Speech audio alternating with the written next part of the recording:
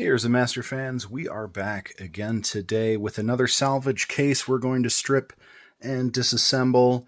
This is actually one of the nicer ones I've pulled out. Again, had that broken glass panel, straightened this out a little bit to try and get this built into something fun. Love my wire management, but this machine really isn't seeing any use because, quite frankly, I don't like the case. It's broken. So we are going to recycle the case, but we've got a good system in here. It's older, but it's got a nice EVGA GTX 570 in it.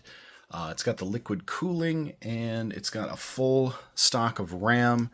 Now, it is an older machine, but it is still perfectly usable for a lot of different things. I've actually used this to podcast on before as well. Which you can check out over at my other channel that I co-host several podcasts. That is pending rebrand here on YouTube. And of course, I want this power supply. This CX600 is a nice power supply. Plenty of hard drives in here, and just a lot of good components. The big fan here does have a nice chunk out of it, but this fan works just fine. So we're going to harvest all of that.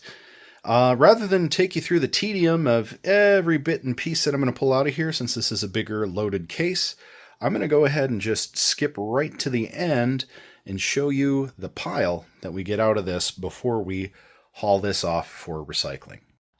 Alright, so this is the aftermath of taking apart the Cooler Master Trooper, aka Urza's Tower, if you go back in the archives.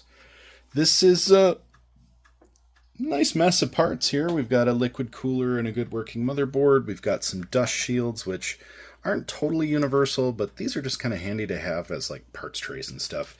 I do have the silicone mat that catches parts pretty well, but it's always nice to have. This is pretty cool. This is actually an exterior SATA drive dock, which is kind of handy because you could just pop it in the front and dock in a hard drive. So this is going to be kind of fun to have. I, of course, have the I/O fascia here. That's always nice. A couple of good feet. Two of the other feet were busted off.